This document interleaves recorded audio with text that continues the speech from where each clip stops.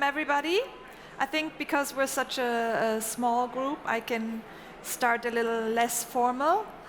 My name is Desiree. I'm from Germany and I work for Fairever. And we are a supplier for fair gold from responsible small-scale mining. I know here's somebody that is kind of in touch with geology. And then there's Paola here, who works with Joya Sostenible, if I'm pronouncing this right. And that's a community that's helping jewelry artists to become more responsible in their jewelry making. So I'm glad that you guys are here, and I'm happy to tell you a little more about fair gold from responsible mining. Well, first of all, one probably has questions. Why do we need responsible gold from small-scale mining? Can we not just buy gold from industrial large-scale mining and all the small-scale mining sites can be closed? Or why not just use recycled gold, like most jewelry makers in Europe already do? And I'd like to start with that, actually, with the recycled gold.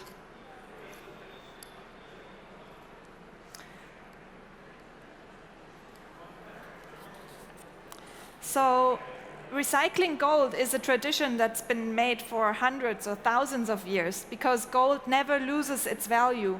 It's always been recycled and reused. Of course, that's a responsible thing to do. Nobody would argue otherwise.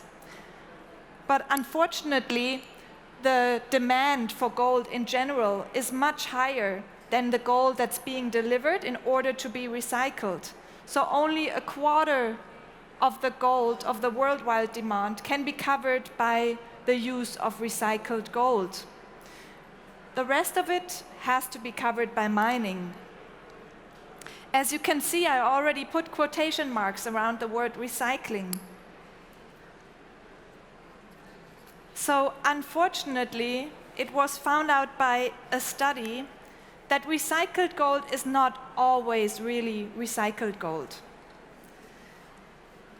The Swiss non-profit organization SwissAid found that the United Arab Emirates buys gold from conflict areas, such as the Congo or currently Russia as well, processes it and resells it to Swiss refineries as so-called recycling gold. So there is no transparency when one uses recycling gold, and also we have no traceability. If you buy from a big refinery, they will not be able to tell you where the gold originated from. And that's a big problem, because it's very, very easy for illegal mining sites then to sell their gold to a refinery in Dubai, and they just refine it and say it's legal gold with no conflict involved.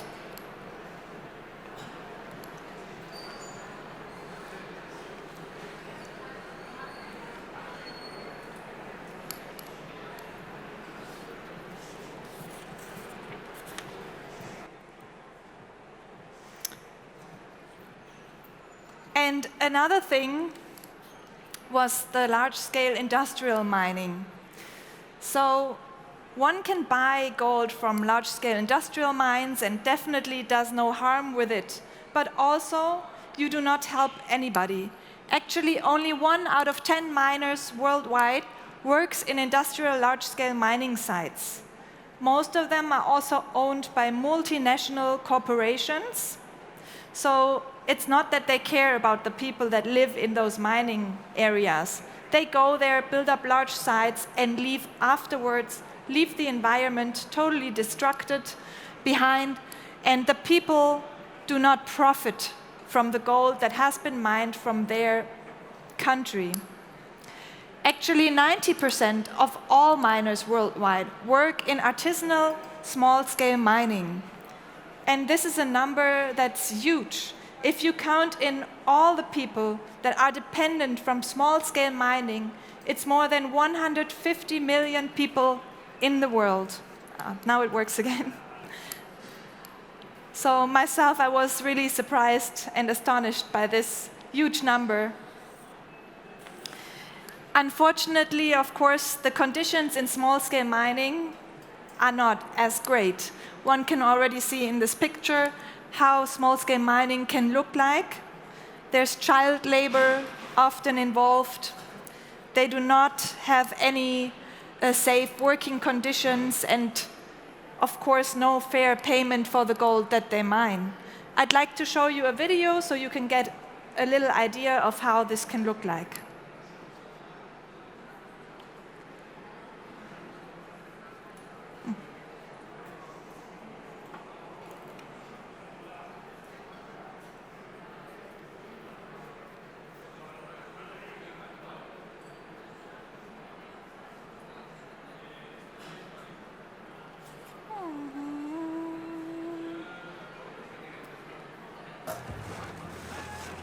Before transforming the dust into gold nuggets, Marcel still has hours of work.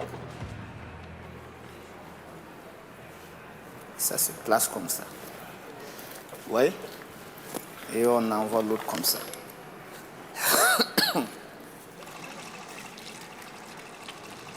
C'est dans cette farine qu'il y a l'or. Voilà. Being heavier than the other residues, the gold stays in the hair of the carpet. When washed, the carpet releases the gold.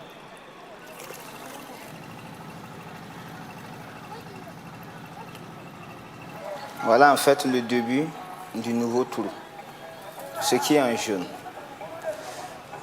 La poussière d'or. C'est l'or. Le métal le plus précieux auquel les gens en Afrique ici perdent leur vie pour ça. C'est ce métal-là. Voilà. Et c'est pas facile. To mix the gold, Marcel uses mercury, a poison that he handles with his bare hands. The mercury then compresses the gold. To get rid of it, it needs to be burnt. The highly toxic smoke reaches Florent, the youngest member of the family. When inhaled, the mercury attacks the nervous system and all vital organs. This substance kills little by little, but no one is aware of the danger. Ça y est, c'est fini. Il est devenu à la stable or. C'est ça maintenant l'or. Marcel has never found more than this gold nugget of barely 1 gram.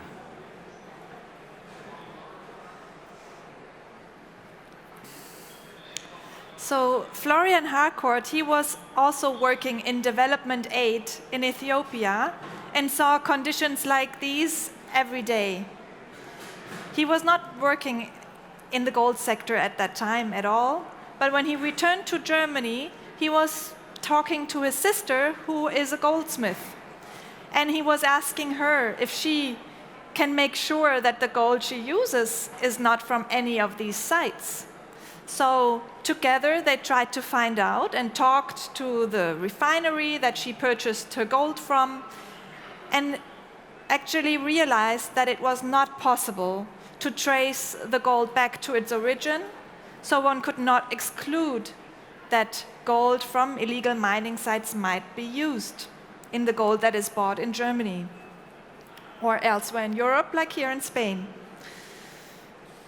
So out of this reason, he founded Fairever,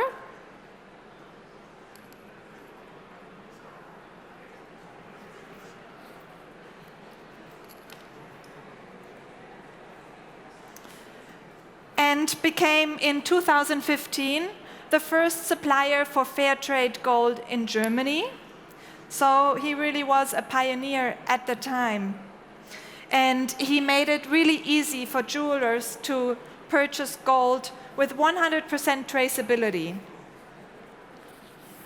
Our vision at Fairever is that all miners worldwide have a safe livelihood and live in an intact community and environment. Not quite a small goal that we have there. So what's important to us? Of course, there are social components. We are asking for fair payment for all workers, safe working conditions, and also gender equality. And then there's the environmental component. We only want to use gold where there's a responsible handling of chemicals. So we do not want to see pictures like the one you saw in the video. Of course not. Even better, of course, is the use of no chemicals at all. I'm showing you an example of that later. Then, of course, renaturation measures and also responsible water usage. And how are we doing that? We cannot do it by ourselves, obviously. So we are working together with Fair Trade and Fair Mind. They are both independent social organizations. Fair Trade, you probably already know from coffee or chocolate. They are well known for their work. And Fair Mind basically does the same, only that they concentrate only on the small scale and artisanal mining. I'd like to show you a short video again.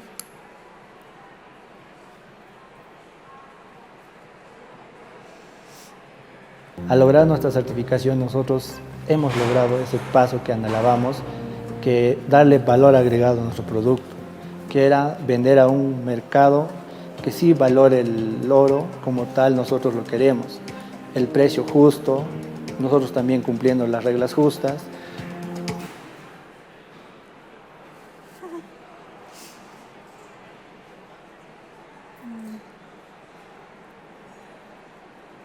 I don't know. So the two organizations have worked together in the beginning and created the first standard for fair gold. In 2015, they separated for organizational reasons, which is why we have both seals right now, Fair Trade and Fair Mind Certified Gold. But the standard on which they rely on is very similar to each other. Here you can see the four main elements of the standard for fair gold. It's the working conditions, which includes the protective equipment for workers, health and safety trainings, first aid courses, and other things. The environmental part, which I already mentioned before, a safe and reduced use of toxic chemicals, the protection of water supplies, and renaturation measures. We have the organizational development, which means that the mining organizations are strengthened. So we don't have any mining cooperatives owned by multinational corporations. They are owned by the local people, and that's very important to us as well. And then, of course, we have no child labor and gender equality.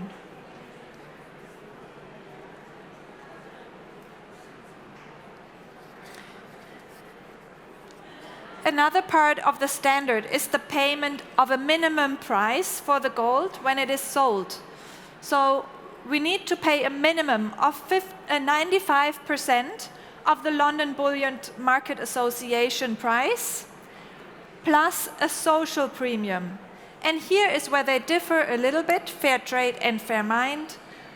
With Fair Trade Gold, the social premium is only $2,000 per kilogram.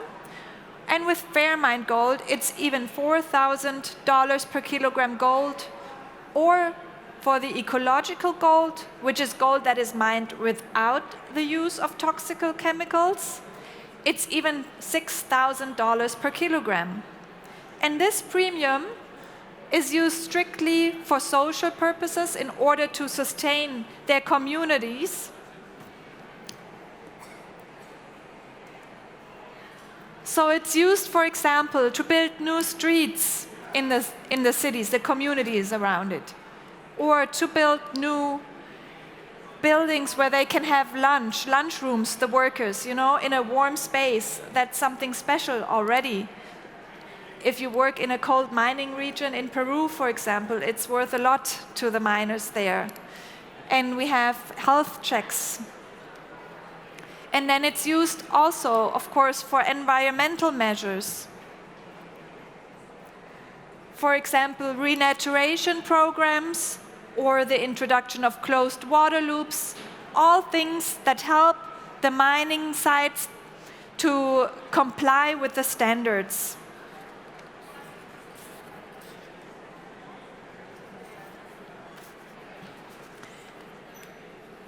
Every one of the actors that is fair mine or fair trade certified is also subject to independent audits.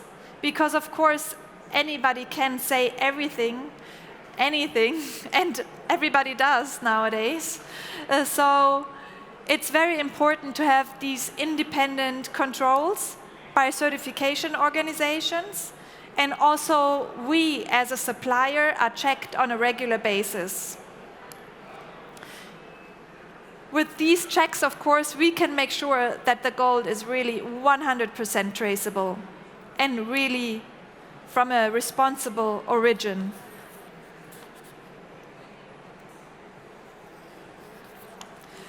So now, of course, you'd like to see how these responsible small-scale mining organizations look like in reality. Well, we mostly source from Peru and Colombia. This picture was actually taken in Colombia, in Iquira, and this one here was taken in Peru. So I'll start with that. In Peru, the mining takes place, it's alluvial mining, so above the ground, and it takes place in the mountain regions of the Andes. What you can see here is the mine Cruz Pata. The local people usually live from alpaca farming, but there's not a lot of other economic possibilities for them.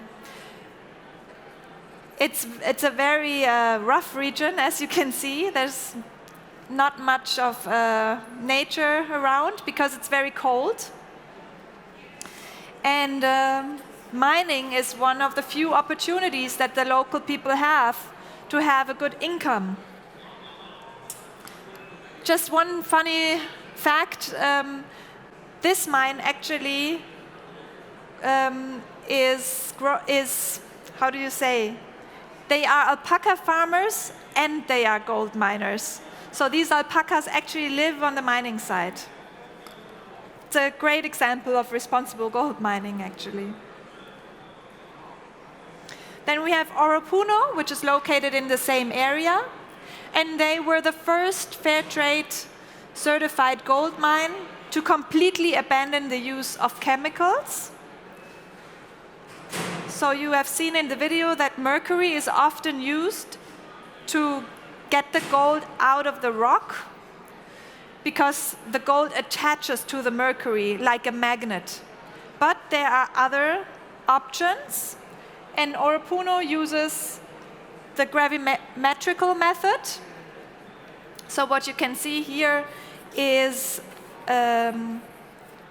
it's a vibrating table, and the earth goes in streams through these channels, and the heavier gold basically always directs itself towards one side, and therefore can be separated from the rest of the dirt.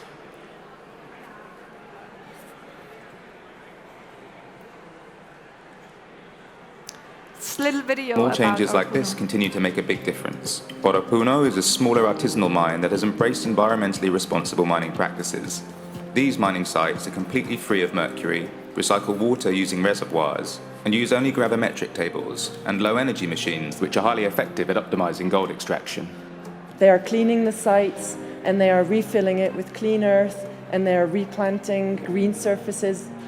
This is the best example I ever seen of certified eco gold mine. I don't know, they are like a family, and this is very impressive for me. So this video is actually from a trip that I've taken in May, where we visited Oropuno. It was quite fun.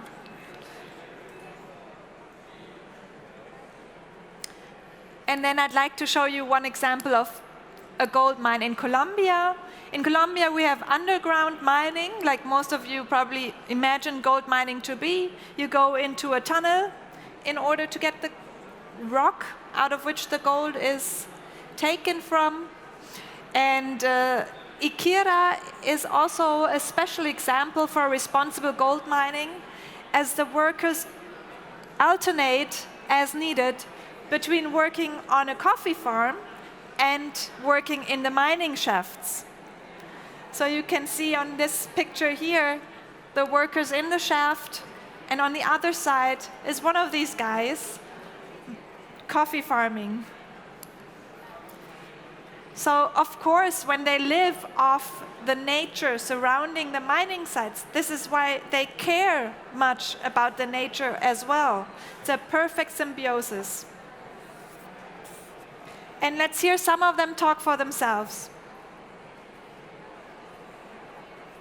La certificación Fermai nos ha servido mucho. Primero que todo, se concientiza uno de que el impacto ambiental sea mucho menos. De no destruir tanto la tierra, porque tenemos las dos actividades, como mineros y como agricultores. Todos cultivamos el café, el plátano, la yuca, el maíz, frijol, todo eso lo cultivamos en nuestra finca. Nos preocupamos por el medio ambiente. En el cubrimiento de salud, de la seguridad. Tenemos un trabajo estable, tenemos pues, beneficio para nuestras familias también, porque también recibimos un subsidio básicamente para nuestros hijos. En cuanto al estudio, básicamente lo desempeñamos en eso. Aquí la comunidad también la hemos apoyado a lo que son algunas escuelas, a los ancianatos, a la parroquia de Pacarní, a la parroquia de Ikira.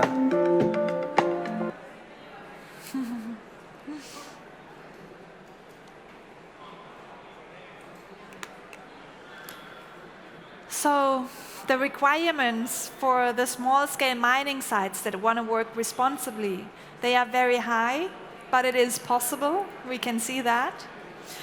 And I think if all of us start asking ourselves where our gold comes from, the gold that we wear or the gold that we work with, then we can really change something here. We can change the way mining is done in small-scale mining, and therefore have an impact on the lives of millions of people. And I'm happy that you guys are here and willing to change and to listen to me, and we can talk more about it. I'm here at the booth and happy to answer any more questions if you have. Thank you.